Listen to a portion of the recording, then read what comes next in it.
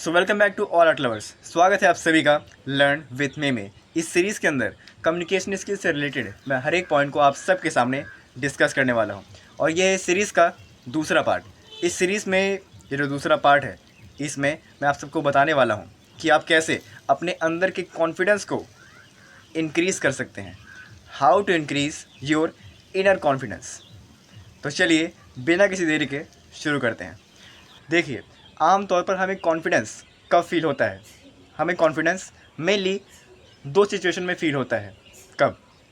जब हमने किसी भी काम को बहुत बार कर लिया हो, when we do anything many more times या फिर several times, then we feel confident. Okay. Second case में जब हमें अपने टॉपिक के बारे में डीप नॉलेज हो, when you have a deep knowledge about your topic. Okay. इन दो केस में हम अपने आप से कॉन्फिडेंस फील करते हैं, अपने आप में आत्मविश्वास हम लोग फील करते हैं। कब? जब हमने किसी काम को बहुत बार किया हो, और दूसरी चीज़ जब हमें किसी चीज़ के बारे में भरपूर ज्ञान हो। ओके। इन दो सिचुएशन में हम कॉन्फिडेंट फील करते हैं। अब एक चीज़ समझिएगा, एग्जाम्पल से आप सबको समझाता हूँ कि कैसे आप इन चीज़ों को अपने ऊपर इम्प्लीमेंट कर सकते हैं। देखिए, सबसे पहली चीज़, जब आपने किसी काम को बहुत बार किया हो, एग्जाम्पल के तौर पे मान लीजिए नया नया टीचर आया है, मुश्किल से 1-2 दिन हुआ है। अब इतना है कि बहुत से बच्चों के सामने, 100 बच्चों के सामने उसे बताना है, पढ़ाना है, सिखाना है, किसी टॉपिक को समझाना है। तो वहाँ पर ये ऑब्वियस सी बात है कि वो उतना ज़्यादा कॉन्फिडेंट नहीं फील करेगा। लेकिन जो टीचर पिछले 10 साल से पढ़ाते आ रहा है, 5 साल से पढ़ाते आ रहा है, 2 साल से ही पढ़ाते आ रहा है, वो टीचर कॉन्फिडेंट फील करेगा। मानते हैं? यही सेम चीज़ हर एक उस व्यक्ति के ऊपर लागू होती है जो कि कॉन्फिडेंट फील करता है। कब? जब आपने किसी काम को बहुत बार किया हो। मान लीजिए एक इलेक्ट्रीशियन है, जस्ट शुरू किए हैं। ओके, अभी बस शुरुआत है। तो वहाँ पर वो इंसान डरता है, यहाँ पर मैं खंबे पर चढ़ रहा हूँ, हो सकता है कहीं करंट ना लग जाए। बहुत सेफ्टी वो अपने साथ परखता है। लेकिन जब समय हो जाता है, 10 साल, 15 साल, 12 साल जब बीत जाते हैं, तो उसके बाद अपने आप वो इंसान खुद में कॉन्फिडेंट फील करना शुरू कर देता है। वैसे ही हर एक इंसान के अंदर होता है। ओके, ये तो थी पहली चीज़। दूसरी चीज़ क्या है? When we have a deep knowledge about our topic. मतलब जब हमें हमारे टॉपिक के बारे में अच्छा खासा ज्ञान हो, तब भी हम कॉन्फिडेंट फील करते हैं।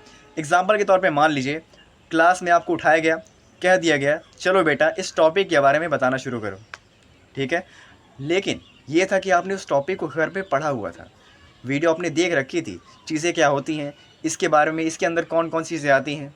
ओके, और आप जो पढ़ रहे हैं उसके फ़ायदे क्या हैं, उसके नुकसान क्या हैं, बेसिक चीज़ें आपको मालूम है, आपको अच्छा खासा उसके बारे में नॉलेज है। यहाँ पर भले ही आपने वो काम ना किया हो, भले ही आप बच्चों के सामने बहुत बार ना गए हों, लेकिन अब क्योंकि आपको उसके बारे में नॉलेज है, आपको अपने टॉपिक के बारे में पता है, तो आप अपने से ही कुछ ना कुछ बताएंगे ज़रूर। मानते हैं? मतलब आपको अपने टॉपिक के बारे में डीप नॉलेज जब होगी तो आप डरेंगे नहीं।